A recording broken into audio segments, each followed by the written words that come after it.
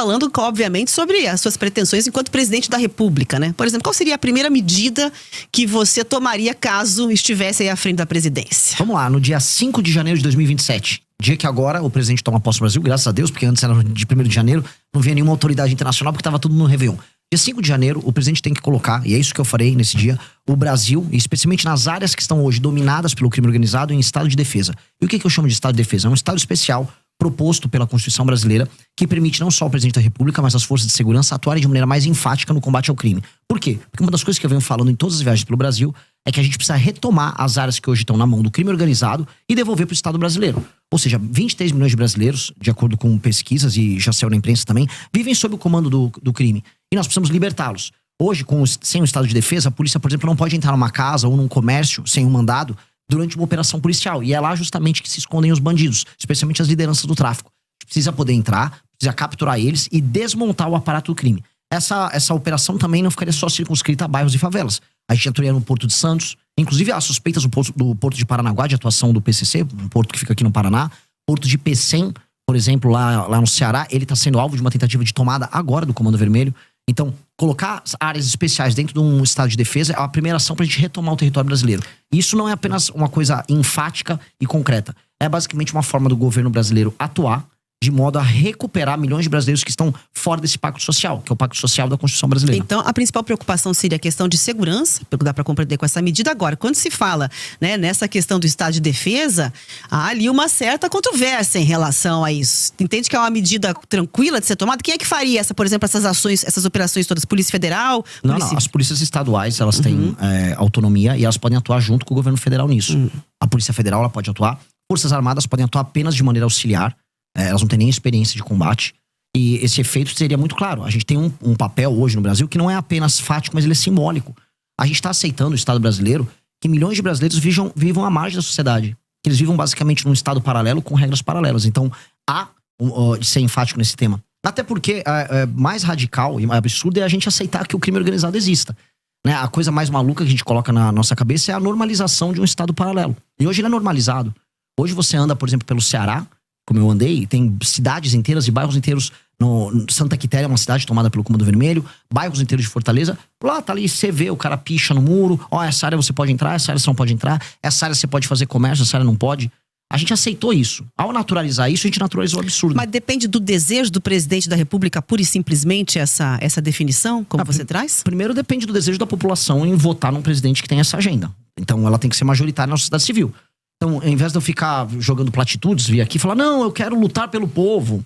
Eu não vou fazer platitude. Eu estou falando, olha, é uma eleição plebiscitária. Se você quiser um combate enfático ao crime organizado, você vai votar no número do meu partido, 14. Se você não quiser, tá tudo bem. Você pode votar 22 no Flávio, você pode votar 13 no Lula. Votem quem quiser. Para mim é uma questão plebiscitária. Por isso que eu tenho que ser muito honesto. Eu vou propor primeiro, como proposta, já para a sociedade civil. E todo mundo vai saber que essa é a primeira coisa que eu farei. Segunda coisa, isso vai para o Congresso. O Congresso, que também foi nas eleições, eu venci nessas eleições pautado por esse tema, aí deliberar e convencer e aí colocar em funcionamento. É um status permitido pela nossa Constituição. E eu acho que é um status que garante, inclusive, a cidadania de milhões de brasileiros. Portanto, é obrigação do Estado brasileiro fazer isso. Agora, o senhor falou dessa relação aí, falou rapidamente sobre essa relação com o Congresso. Como é que o senhor, se eleito for, o senhor está numa missão, partido menor, né? Com uma expressão hoje menor. Como é que o senhor pretende se relacionar com o Congresso e como aprovar suas medidas caso o senhor seja eleito? Essa é a pergunta que eu mais ouço dos lugares. E eu fico feliz de ouvir esse tipo de pergunta, porque é uma pergunta que já está consonante ao universo das propostas. Ou seja, como é que você vai fazer significa que eu tenho algo para fazer. E isso me anima. E realmente, todas as rádios eu ouço, todas as perguntas vão nessa linha, porque são medidas enfáticas. Pois bem, se eu ganhei a eleição para presidente da República, isso pressupõe que eu pautei daqui até outubro o tema político. Eu saí de 3, 4% nas pesquisas e eu fui para mais de 50%. Portanto, um congresso será feito e será composto não apenas com os parlamentares que vão ser eleitos pelo meu partido, que é a missão que terá aí tranquilamente mais de 60, 70, só pelo fato de eu ter sido eleito, mas também a gente verá inúmeros outros partidos, especialmente da centrão e da direita, elegendo seus parlamentares com esse tema. Porque se eu fui eleito por uma questão lógica, esse tema pautou os demais. Os parlamentares foram eleitos e esse foi um tema que os brasileiros consideram importante. Então eu acho difícil, especialmente nos primeiros 6 meses de mandato, quando há uma espécie de um beneplácito, uma boa vontade do Congresso para com o presidente da República, algumas medidas enfáticas que tiveram em campanha não serem votadas. Depois, eu não teria medo de fazer composição com alguns partidos. O critério seria, este é o meu programa, este é o programa que foi eleito, quer participar do programa? Deputado do Ceará, ou bancada do Ceará, vocês querem participar comigo da retomada do território do Ceará? Querem usufruir do lucro político, não lucro financeiro dessa operação? Estejam comigo, vamos trabalhar junto na mesma agenda. Então eu vou ser muito aberto em trazer eles para uma agenda positiva. Agora eu vou ser muito fechado em trazer aquela relação de compra de voto, a relação baseada na emenda. Esse tipo de relação política que se tornou a base, a relação corrente da política brasileira, ela é um elemento que nós precisamos ultrapassar, nós precisamos superar. E a superação disso vai passar por uma série de reformas que a gente vai precisar fazer ao longo do mandato também. Porque o mandato nosso tem que ser, e é isso que eu enxergo, um mandato essencialmente reformista. Eu vou pegar o Brasil no ponto A e vou colocar o Brasil no ponto B.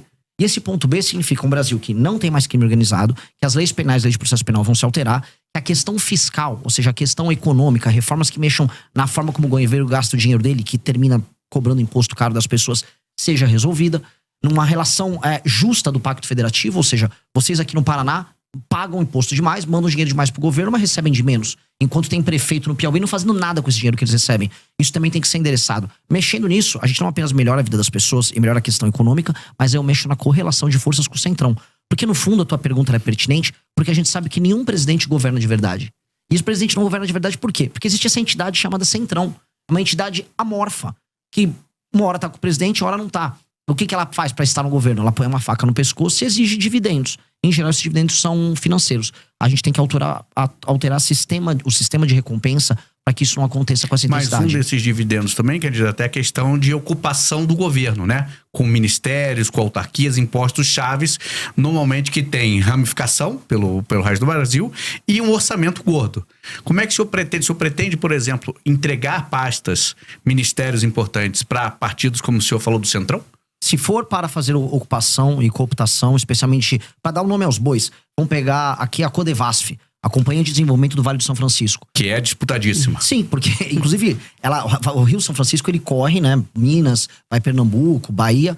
Porém, ele foi, vamos dizer, de maneira fictícia levado até o Amapá, o Rio, só para que o Alcolumbre, né, que é do União Brasil, possa usufruir dos benefícios dessa empresa pública. Isso não pode acontecer, isso não vai acontecer. E, em especial essas empresas públicas que têm atuação no Nordeste, onde há uma presença maior do Centrão e onde há um uso político muito mais intensivo. Isso não será entregue. Essas empresas públicas não podem ser entregues, porque hoje elas são, vamos dizer, um vetor central de corrupção. Eu volto a falar, não tenho problema nenhum em trazer figuras corretas e sérias de outros partidos para participar do nosso governo. Porque esta é, infelizmente, a natureza do nosso modelo. Fazer um governo que tenha coalizão é normal em todas as democracias. Agora, fazer um governo baseado em cooptação, como eles estão acostumados, não. Eu não vou fazer baseado em cooptação. E eu creio que é possível fazer isso. Eu creio que é possível você obter dividendos políticos, ou seja, um lucro político, ou seja, através das vitórias políticas de um governo, e não obter dividendos financeiros, que é o que esses caras querem. E a gente tem que, aí, o cara quer obter dividendo financeiro, eu vou atuar junto com a Polícia Federal para todo mundo que estiver desviando emenda.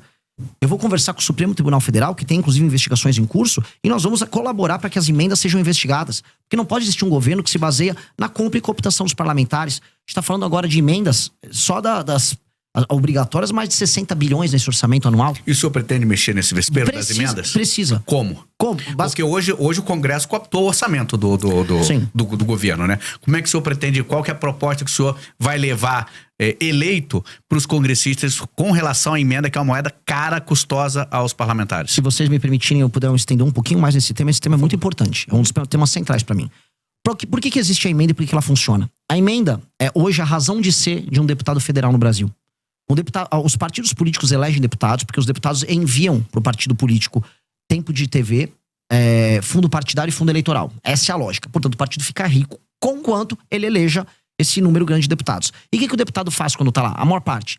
Ele manda emenda para sua base, para inúmeros prefeitos que tocam essas emendas. O que eu chamo de tocar emenda? Ele rouba um pedaço, ele desvia para comprar voto na próxima eleição, trabalha com a cooptação de base usando esse recurso. Esses prefeitos não entregam recursos para pessoas e não trabalham para melhorar a vida das pessoas. Segurança, educação, saúde, saneamento básico. Mas ele, no fim do dia, reelege aquele deputado. É um ciclo. Esse ciclo, que é o ciclo que faz com que o deputado dependa da emenda, esse ciclo precisa ser cortado. E o que nós vamos fazer, que faz parte da nossa grande reforma administrativa? Nós vamos dar o poder para os prefeitos. E como? O fundo partidário e o fundo eleitoral serão determinados pelo desempenho objetivo dos prefeitos com indicadores. E quais são esses indicadores? Melhoria, por exemplo, na cobertura de saneamento básico. Um município que tem 10% de saneamento básico foi para 20%, ou seja, fez linha de esgoto, tal, começou a atender essa área, ele ganha um ponto. Melhorou o desempenho no SAEB do município, ele ganha mais 2 ou 3 pontos. ele soma esses pontos, pondera pelo tamanho da cidade, aí o partido recebe o fundo partidário, o fundo eleitoral de maneira equilibrada, dada a proporção do município. E, se ele cumpre isso, também ele está autorizado a receber emendas. A emenda só vai pro prefeito que entrega. O prefeito que não entrega, não tem emenda. E o que acontece? Isso acaba com a necessidade e a energia que o deputado federal tem em mandar a emenda para lugar que não funciona para desviar esse dinheiro.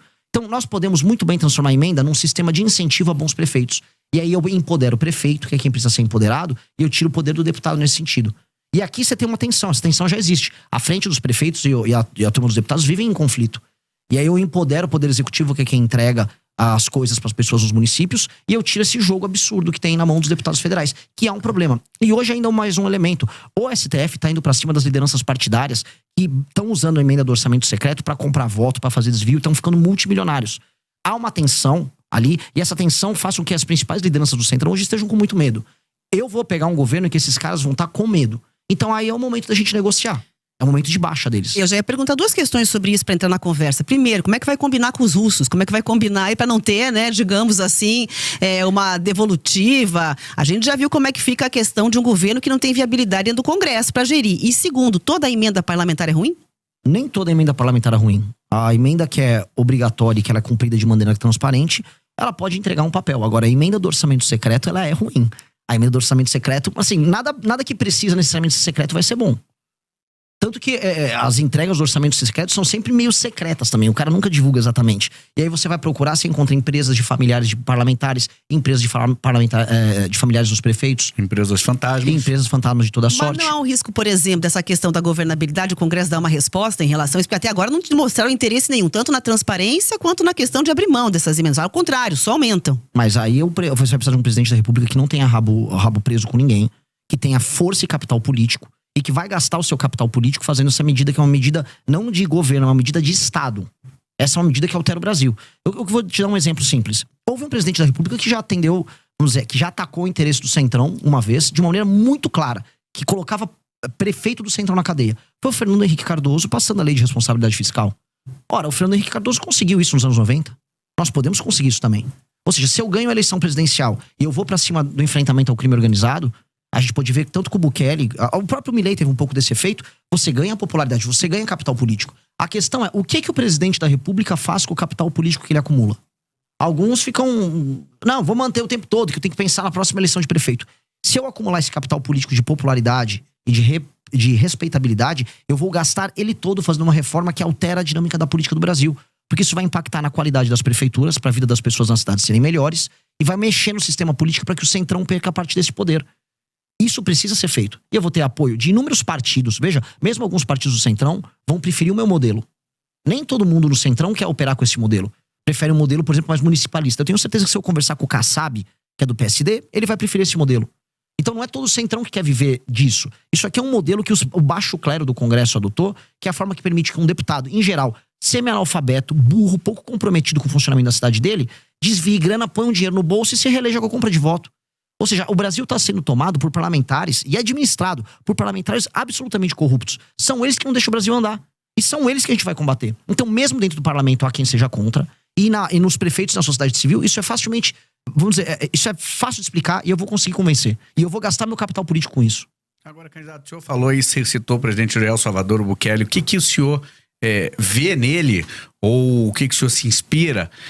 Qual que seria a sua proposta para a segurança fazendo esse paralelo com El Salvador que o senhor citou? O que eu gosto muito dele foi o fato de ele ter sido muito enfático no enfrentamento ao crime organizado e ter entendido que território de uma nação é o território de uma nação. Não existe espaço paralelo, não existe território paralelo.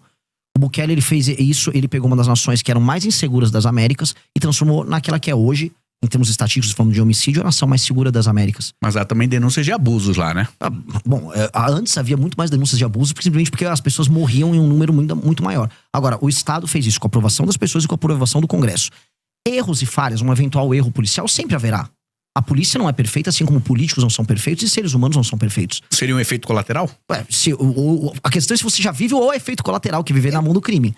Se isso diminuiu e as pessoas perceberam que diminuiu, há uma vantagem objetiva. A gente tem que ser utilitarista aqui. A gente não vive no mundo perfeito. Mas na prática o senhor faria o quê? Na prática, saber qual é a proposta. Eu citei pra você já no começo da entrevista. Sim. Para a destruição do crime organizado, eu vou colocar o Brasil, as regiões tomadas pelo crime organizado. Isso inclui desde portos, áreas de fronteira, A longo prazo. a favelas. A longo prazo, já no curto prazo também. A gente tem que passar alterações nas leis penais, aumentando as penas, de maneira muito objetiva. E nas leis de execução penal, a gente tem que acabar com artifícios como a progressão, a saidinha, para que a pessoa cumpra a pena dela. Porque o que a gente precisa fazer é alterar o sistema de incentivos que nós temos para que o bandido continue cometendo crime. O que está demonstrado? É quase aquele princípio Pareto. Poucos bandidos cometem a maior parte dos crimes. Eles são sempre reincidentes. A gente tem que combater a reincidência. Então, se a gente aumenta a pena muito e evita a progressão, aquela pessoa que comete um crime, ela na prática ela vai ficar mais tempo na cadeia e ela, antes de tudo, vai ter medo de cometer esse crime para não passar a vida inteira dela lá. E o reincidente, que é o maior problemático, bom, esse aí só sendo muito idiota em continuar cometendo crime. Haverá sempre um reincidente idiota, porque as pessoas, por vezes, são idiotas, cometem crimes baseados em impulso, e esse cara vai ter que ser parado. Então, a polícia tem que ter meios de ação, as leis têm que evitar a progressão, e com base nisso a gente vai conseguir reduzir muito, não apenas o número de homicídios, porque a gente tem números de guerra de homicídios no Brasil. O Brasil tem 22 mortos a cada 100 mil habitantes. A Ucrânia vive de 4 a 5 a cada 100 mil habitantes, em guerra. A gente tem que jogar o Brasil no mínimo para 4 a 5, pra gente ficar no status de guerra na Ucrânia. E o número de assaltos e roubos tem que cair vertiginosamente. Outra coisa, existe muita violência contra a mulher, e isso está demonstrado. Não só a violência em casa, mas a violência na rua. Foi entendida a mulher como uma pessoa que tá num status mais frágil para receber um homem que vai botar uma arma, ela entrega as coisas. Os crimes de natureza sexual estão aumentando com relação às mulheres, e a sociedade está ficando escandalizada com isso. É uma sensação de segurança geral. Então isso precisa ser dado de volta para as pessoas. Nominalmente, a gente tem o direito de ir e vir. Agora, eu duvido que minha irmã sinta que ela tem o direito de ir e vir na sociedade brasileira. O direito de ir e vir de uma mulher brasileira, ele é mitigado, ele é reduzido. O direito de vir uma pessoa que só quer andar com o celular dela no meio da rua e trabalhar, porque isso aqui é um instrumento de trabalho e não um objeto de luxo, também tá dirimido. Então, eu tenho que dar à pessoa de volta os direitos fundamentais. Isso é um direito de garantia fundamental. E, em grande medida, é isso que o Bukele ele garantiu para as pessoas de El Salvador. Por que ele teve uma votação tão alta? De maneira muito clara. Porque as pessoas sentiram que elas recuperaram direitos fundamentais. O direito de ir e vir faz parte do princípio da liberdade. A liberdade de vir, a liberdade de expressão. E ela foi entregue para essas pessoas. E isso para as pessoas dão um valor muito grande. Então o brasileiro precisa ser devolvido o seu direito de ir e vir. Agora, como é que o senhor pretende, por exemplo, combater o feminicídio que o senhor está citando aí, que tem uma natureza de crime de dentro de casa, da pessoa próxima, de um marido, de um ex-marido, de um namorado? Como combater esse crime? É só aumentar a pena? O aumento de pena ele tem um efeito cascata sobre praticamente todos os crimes, tirando alguns crimes que são cometidos por pessoas que agem de maneira doentia e irracional. Mas o senhor pretende aumentar? Você precisa ter, lógico, mas todas as penas do Brasil concernentes à violência, elas precisam ser aumentadas. E mais, todos os reincidentes, porque em geral, o homem que bate na mulher em casa, ele faz isso de maneira reincidente. Ele cria um sistema abusivo de relação com ela. E, em geral, quando você pega o passado dele, também costuma ter essas relações abusivas com as mulheres anteriores. Então, se esse cara tiver passagens pela polícia, por ser um reincidente, por ter tomado uma condenação antes, aí a situação dele piora bastante. É lei e ordem. E aí a gente pode trazer, por exemplo, sistemas de fiscalização. Hoje, São Paulo, é uma coisa que a gente tem que trazer pro Brasil inteiro. Existe um sistema de câmeras, né? O Sampa... Smart Sampa, desculpa. Ainda bem que você lembrou, ótimo. O Smart Sampa, ele reconhece o rosto das pessoas. Você reconhecer o rosto de um marido agressor que recebeu denúncias e você poder abordar ele com a polícia na rua, facilita isso. Infelizmente, agora o Brasil tem que tomar um banho de lei e ordem. E esse é um elemento que eu preciso que as pessoas que estão nos vendo entendam. Primeiro começa com lei e ordem. Você não institui uma disciplina que vira cultura apenas educando. Primeiro você tem que ter uma norma, a norma vem com uma sanção. Isso se transforma em disciplina, e depois a disciplina vira cultura. Um tipo de um exemplo que não tem a ver com violência, mas tem a ver com cultura. Há uma cidade que eu visitei no Rio Grande do Norte chamada Acari. Lá durante o Império, você veio um decreto lá na prefeitura de Acari e avisou, olha, se você não varrer e não cuidar, não deixar limpa a fachada da sua casa, você vai tomar uma multa. Tô falando do século XIX, período imperial.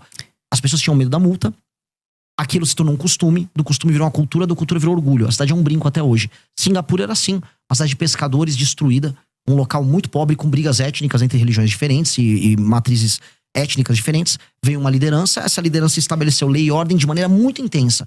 Da lei e ordem veio a cultura, e da cultura veio uma grande nação. A gente vai ter que começar, a meu ver, com lei e ordem. Precisa ser com lei e ordem. Candidato, seguinte, está se aproximando aqui dos 10 minutos finais. Eu quero falar sobre economia, acho que é um tema importantíssimo de ouvir o que você pensa, o que o senhor pensa aí para a economia na presidência do país.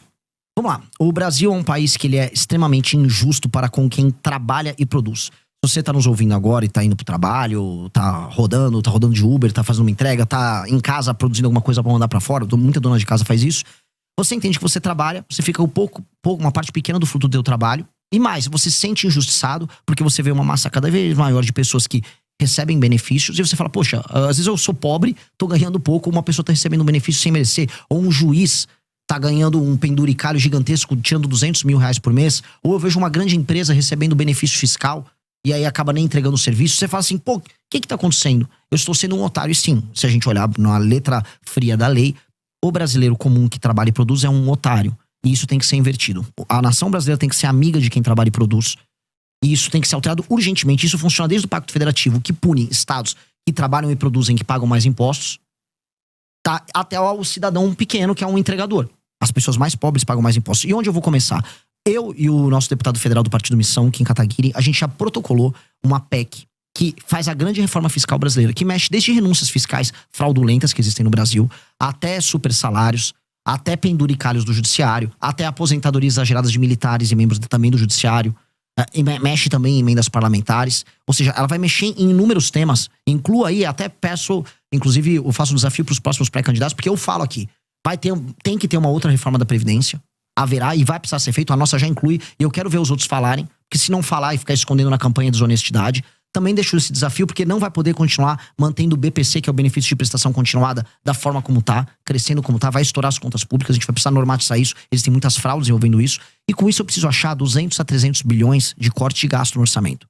Aí a pessoa, pô, o que isso resolve? Primeira coisa que resolve, a curva de dívida do Brasil diminui, isso é muito importante, e aí eu vou poder baixar os juros. E aí as pessoas vão começar a ver que o dinheiro delas vale mais. As pessoas vão poder pegar empréstimos, as pessoas vão poder fazer financiamento, as empresas vão poder se financiar. E ao regular isso, aí a gente começa a ter espaço para investir, com marcos regulatórios que eu vou incluir junto, ligados a aumento de competitividade, maior liberdade laboral, maior investimento em infraestrutura, especialmente infraestrutura de estradas e rodagens. O caso de vocês no Paraná é o mais bizarro, é um dos estados mais ricos do Brasil e as estradas são horrorosas. Eu quase morri vindo de Cascavel para Ponta Grossa. É meio assustador um negócio desse, porque eu não estou falando, eu não estava na Paraíba, eu não estava no interior do Maranhão, eu estava no Paraná, um lugar que paga a conta do Brasil. E, pois bem, no Paraná as estradas são piores que as estradas do Ceará. Eu vi isso, isso é absolutamente ridículo. Então, como resolver isso? Fazer essa economia que eu falei, e aí vai sobrar dinheiro para investir em energia e investir em estrada, que é basicamente infraestrutura para o Brasil. Com essa infraestrutura aumentada, o custo do Brasil diminui, o dinheiro diminui, o custo do dinheiro, porque eu vou ter baixado os juros. E com base nisso, a economia brasileira passa a ficar bem mais competitiva. Especialmente nesses setores agora, eu olho aqui Centro-Sul, onde a gente mora, eu sou de São Paulo, vocês são aqui do Paraná, não precisa de grandes projetos governamentais. O governo pode atuar em uma ou outra área. Aqui a gente pode trazer data center pro Paraná por conta de Itaipu, não seria um problema. Agora lá no Nordeste, que é uma região que está muito empobrecida, a boa parte das pessoas vivem de auxílios, aí o governo vai ter que atuar, fazer zonas econômicas especiais voltadas para exportação, especialmente produtos industrializados, fazer como o Vietnã fez, a Índia fez, e a gente vai ter que olhar para lá, porque resolver o Nordeste, eu falo aqui pros paranaenses, eu resolver a questão da população do Nordeste trabalhar, significa menor migração para cá, menor pressão nos serviços públicos que vocês têm aqui, maior qualidade de vida e felicidade para as pessoas que vivem lá. Eu vi aquelas pessoas, são pessoas trabalhadoras no Nordeste, eu conversei com elas, elas querem o emprego delas lá. O cara não quer ter que sair do Maranhão para vir trabalhar em Curitiba, ou trabalhar em Florianópolis, ou trabalhar em Goiás, longe da família dele, comendo uma comida diferente, às vezes morando numa favela. Ele quer ter o trabalho lá, e dá para ter o trabalho lá. Então nós vamos trabalhar fortemente, parceria com a agricultura brasileira, parceria com empresas públicas como a Embrapa, para fazer a construção de um complexo no Nordeste. Agora o senhor citou aqui rapidamente reforma do Código Penal, reforma da Previdência, reforma administrativa, reforma política, reforma até na questão eleitoral de fundo partidário. E a do Judiciário, o senhor acha que é necessário o senhor candidato eleito? O que o senhor faria? Os privilégios do Judiciário, tô falando, assim, vamos começar pelos privilégios dos penduricários. Essa reforma nossa já endereça. Ela já tá lá, a gente vai ter que mexer nesses privilégios, que eles são ilegais. A gente vai ter que atestar a ilegalidade e cortar a ilegalidade.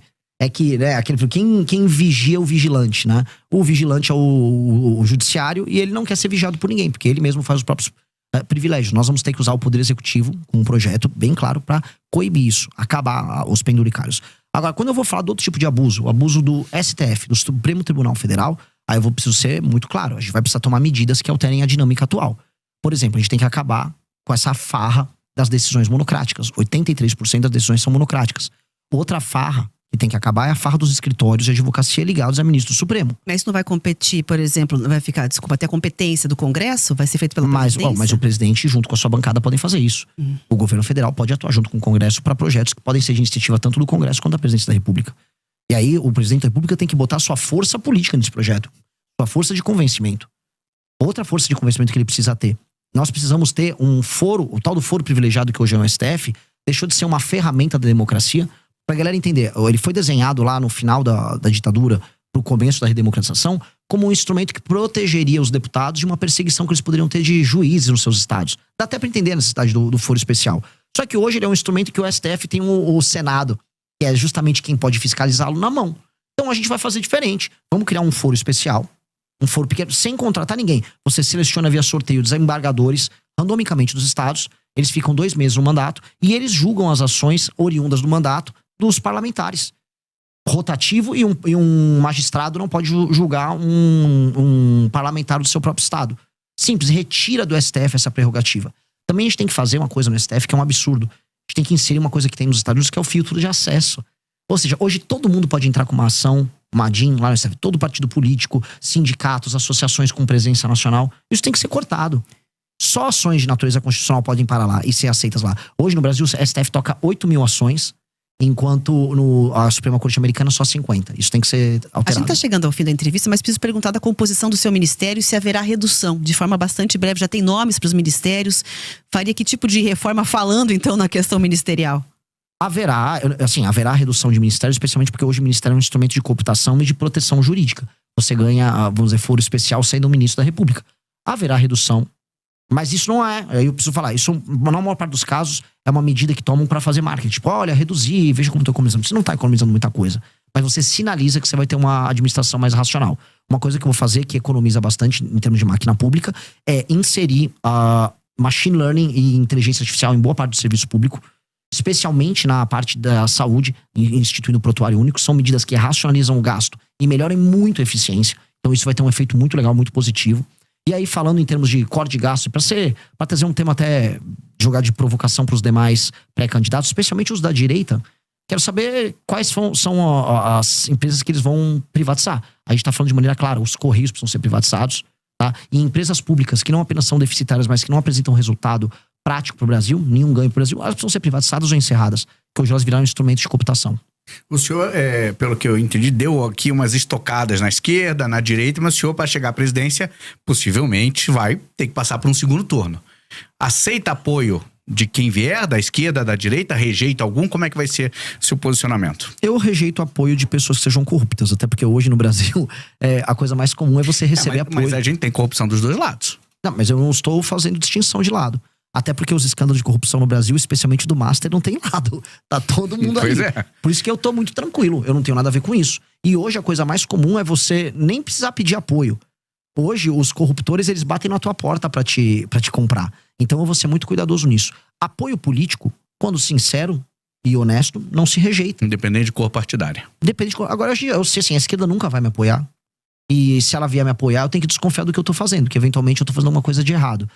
Dito isso, apoio sincero de pessoas honestas é bem-vindo. Nós precisamos criar uma aliança em todo o Brasil para tornar o Brasil um lugar melhor. E vai ser difícil. Tudo que eu falei aqui é necessário e nada que eu falei aqui é radical. São coisas normais que nós precisamos fazer para tornar o nosso país um lugar melhor. Só que o normal que eu falei aqui, ele se torna difícil porque nós somos um país em que tudo é difícil. Eu estou disposto a colocar minha vida nisso. Eu vou dedicar os melhores anos da minha vida para me tornar o Brasil um país sério. E eu vou fazer isso com ou sem apoio das pessoas, donas da máquina partidária brasileira. Candidato, 1 minuto para falar com a nossa audiência. Qual câmera eu falo? Qual câmera? Aqui, é da frente. Essa aqui, ó. Meus queridos amigos, o Brasil, ele foi desenhado como um país injusto com você. E você talvez não tenha ideia do quanto você está perdendo morando aqui. Talvez você não entenda que ao sair da sua casa para ir trabalhar, você tem que pegar um celular e você sabe que esse celular pode ser roubado a qualquer momento. Você sabe que ao entrar no seu carro vai ter provavelmente um insufilme pro bandido não ver as coisas que tem dentro do carro. Sua casa, se você mora numa casa, tem um muro. Se você mora num prédio, o prédio é murado e vai ter um porteiro. Talvez ambos tenham uma cerca elétrica. Sua esposa, sua filha tem medo de andar na rua porque elas podem ser alvo de todo tipo de ataque, desde o violento até um ataque de natureza sexual. E você vai e volta e tem o seu dia todo determinado pelo medo de ser roubado e acha talvez que isso seja natural. O que eu quero avisar é que nada disso é natural. Você pode viver num país que você é livre e que você tem que ter homens corajosos que não tenham rabo preso com ninguém, dispostos a tornar a tua vida melhor. E é isso que eu tô pra fazer. Não posso pedir teu voto nesse instante, mas eu posso pedir para que você me conheça. Não confie em mim nem nos demais. Apenas veja e analise pelos atos e pelas ações. E com base nisso, forme teu julgamento. Muito obrigado. Muito obrigada pela entrevista. Foi um prazer recebê-lo para essa conversa de Pressa Batina aqui na Jovem Pan News e Grupo RIC. Muito obrigado. Eu não vou falar, já temos um partido liberal, já temos um partido de direita. Não, nós temos que ser o partido da imaginação. Isso é uma grande estreia, posso falar pra você. Não somos de buscar a paz. Nós queremos a guerra, lei, ordem e medo. O que eu quero fazer com um traficante? Isso é chacinar um cara. O papel do Brasil é de ser protagonista do mundo que espera do Brasil isso. Vocês já pensaram em morar num país em que o Nordeste brasileiro não mais vai ficar com o pires na mão, mas se industrializando? Nosso inimigo existencial, que é o PT, nós vamos enfrentar no segundo turno. No primeiro eu quero os traidores, eu quero os covardes, eu quero os rachadores, eu quero Flávio Bolsonaro. Qual é o único número que supera o 13?